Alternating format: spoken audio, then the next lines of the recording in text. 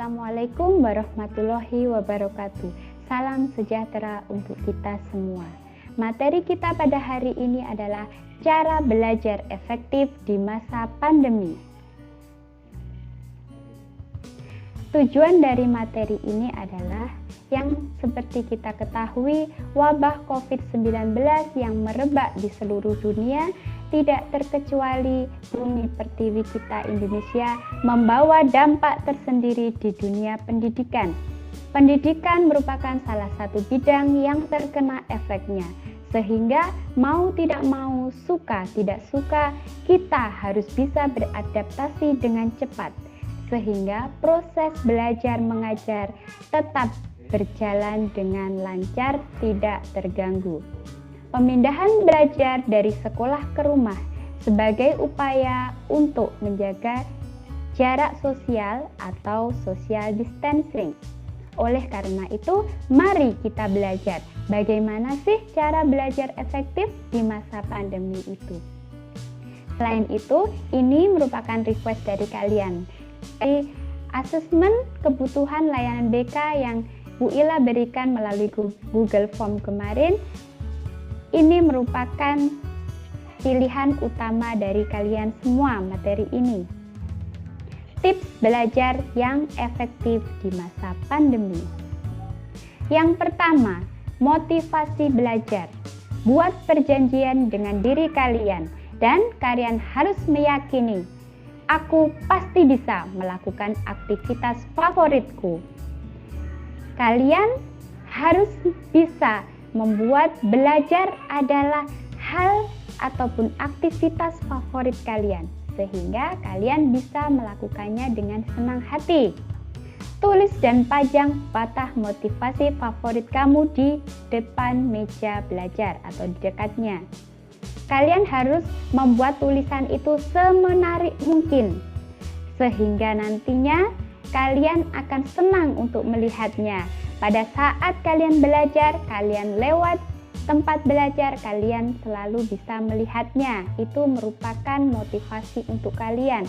Dengan tanpa kalian sadari, itu bisa masuk ke alam bawah sadar kalian. Yang kedua, atur waktu belajarmu. Buat daftar tugas apa saja yang telah diberikan oleh guru. Kerjakan tugas selama 25 menit. Centang daftar tugas yang sudah kalian kerjakan. Setelah kalian belajar 25 menit, kalian harus mengistirahatkan badan dan pikiran kalian selama 5 menit agar kalian nanti bisa fresh kembali. Setelah kalian beristirahat selama 5 menit, kalian bisa melanjutkan pembelajaran atau belajar kalian selama 5 menit. Begitu seterusnya, sehingga setiap 25 menit kalian istirahat selama 5 menit. Mengerjakan tugas dan hobi. Baca penugasan dari guru dengan teliti. Budayakan membaca dengan cermat.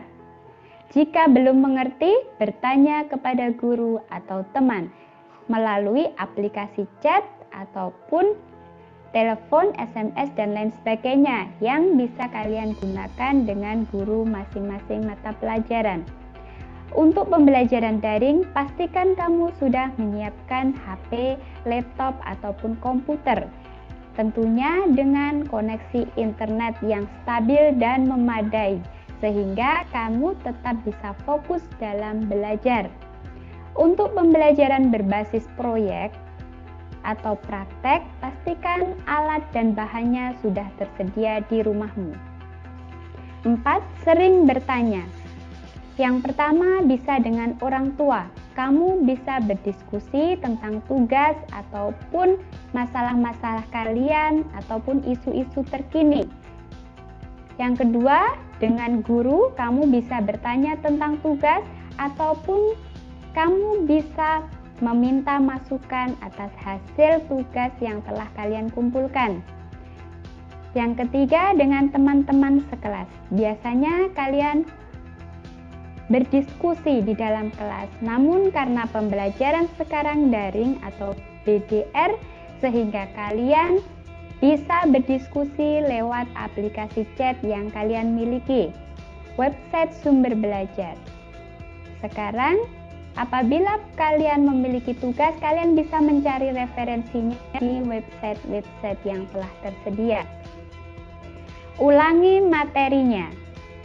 Tonton video-video pembelajaran online tidak hanya 1 kali, usahakan 2, 3, ataupun sampai 5 kali untuk pelajaran-pelajaran yang mungkin kalian tidak mudah untuk memahaminya, supaya dengan kalian melihatnya 2, 3, sampai 4 kali, kalian bisa lebih mencerna apa yang disampaikan oleh guru kalian.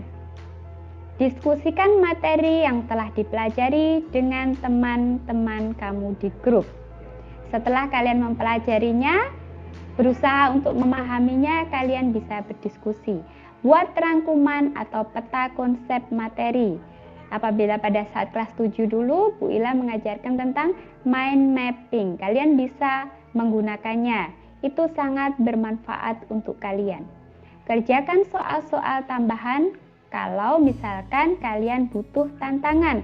Misalkan pelajaran matematika, IPA, ataupun yang lainnya. Yang keenam, lanjutkan dan perbaiki. Setelah kalian mencoba strategi yang telah Ibu berikan, pikirkan kembali, apakah pola ini berhasil? Ataukah perlu perbaikan, perlu evaluasi? Apabila sudah berhasil, bisa kalian pertahankan dan tingkatkan.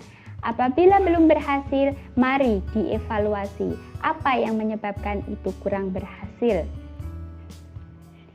Bu, tapi kan kegiatan belajar dari rumah tak sepenuhnya mudah.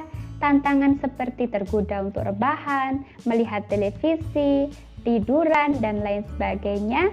Apalagi main game. Bagaimana? Itu mungkin pertanyaan dari kalian. Oke, selanjutnya kita simak bagaimana sih tips agar belajar di rumah itu menjadi menyenangkan dan tidak membosankan.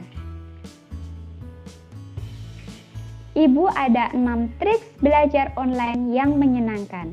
Yang pertama, sediakan tempat yang nyaman untuk belajar. Tempat itu bisa nyaman atau tidak nyaman, kalian sendiri yang lebih mengetahui. Kalian lebih mengetahui sifat kalian dan apa yang kalian mau. Yang kedua, sediakan alat-alat yang digunakan untuk belajar. Kalian sudah mendapatkan jadwal pelajaran, sehingga misalkan pelajaran BK, apa saja yang harus kalian sediakan bahan belajarnya, untuk matematika apa saja, IPA, dan lain sebagainya. Kalian mempersiapkannya lebih dahulu.